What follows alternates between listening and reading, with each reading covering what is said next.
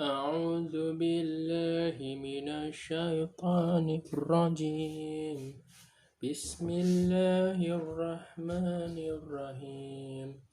سبح اسم ربك الأعلى الذي خلق فسوى والذي قدر فهدى والذي أخرج المرعى فجعله غثاء أحوى سنعرضك فلا تنس إلا ما شاء الله إنه يعلم الجهر وما يخفى ونيسرك لليسرى فذكر إن نفعت الذكرى سيذكر من يخشى ويتجنبها الأشقى الذي يصلى النار الكبرى ثم لا يموت فيها ولا يحيا قد أفلح من تزكى وذكر اسم ربه فصلى بل تؤثرون الحياة الدنيا والآخرة خير وأبقى إن هذا لفي الصحف الأولى صحف إبراهيم وموسى. Baik, Assalamualaikum warahmatullahi wabarakatuh. Saya Muhammad Manan Sofyan, Prodi Akuntansi Syariah dari kelas C, akan membawakan materi mata kuliah Tauhid, yaitu tentang akidah. Akidah secara etimologi yaitu berasal dari kata akad yang berarti pengikatan. Kalimat saya beriktikad begini, maksudnya saya mengikat hati terhadap hal tersebut. Dan akidah adalah apa yang diyakini oleh seseorang. Jika dikatakan dia mempunyai akidah yang benar, berarti akidahnya bebas dari keraguan. Akidah merupakan perbuatan hati, yaitu kepercayaan hati dan pembenarannya kepada sesuatu. Akidah secara syara' yaitu iman kepada Allah, para malaikatnya, kitab-kitabnya, para rasulnya, dan kepada hari akhir, serta kepada qadar yang baik maupun yang buruk. Hal ini disebut juga sebagai rukun iman. Syariat terbagi menjadi dua, yaitu i'tiqadiyah dan amaliyah.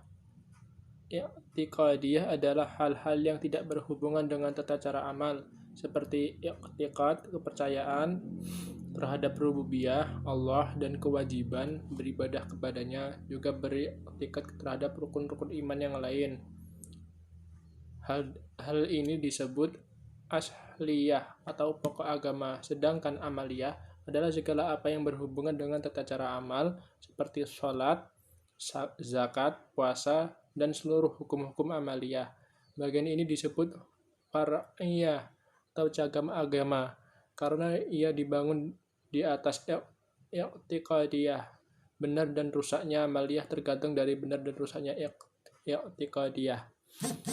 Maka akidah yang benar adalah fundament bagi bangun agama serta merupakan syarat sahnya amal, sebagaimana firman Allah Subhanahu wa taala, barang siapa mengharap perjumpaan dengan Tuhannya, maka hendaklah ia mengerjakan amal yang salih dan janganlah ia mempersekutukan seorang pun dalam beribadat kepadanya. Al-Kahfi ayat 110. Terus pernyataan tersebut diucapkan oleh Nabi Nuh, Hud, Saleh, Syuaib, dan seluruh Rasul selama 13 tahun di Makkah sesudah Bitsah. Nabi SAW mengajak manusia kepada tauhid dan pelurusan akidah, karena hal itu merupakan landasan bangunan Islam. Para dai dan para pelurus agama dalam setiap masa telah mengikuti jejak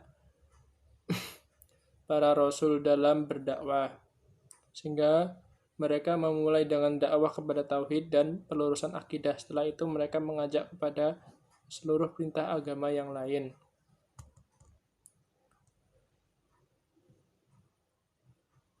Akidah adalah tauqifiyah, artinya tidak bisa ditetapkan kecuali dengan dalil syar'i. Tidak ada medan ijtihad dan berpendapat di dalamnya. Karena itulah sumber-sumbernya terbatas kepada apa yang ada di dalam Al-Quran dan Sunnah.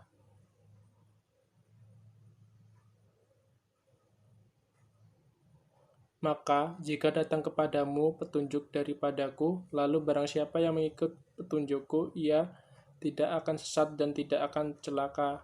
Taha ayat 123.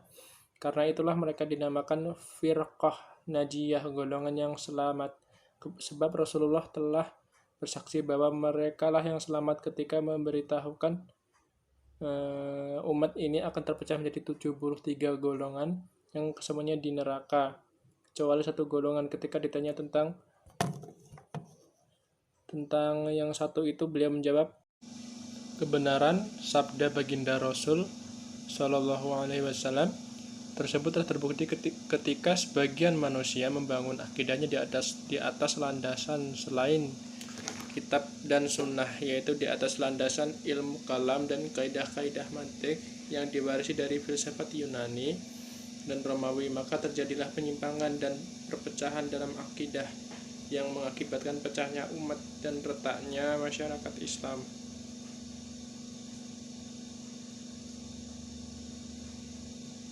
Penyimpangan dari akidah yang benar adalah kehancuran kesesatan, karena akidah yang benar merupakan motivator utama bagi amal yang bermanfaat. Tanpa akidah yang benar, seseorang akan menjadi mangsa bagi persangkaan dan keraguan-raguan yang lama-kelamaan mungkin menumpuk dan menghalangi dari pandangan yang benar terhadap jalan hidup kebahagiaan, sehingga hidupnya terasa sempit, lalu ia ingin terbebas dari kesempitan tersebut dengan menyudahi hidup.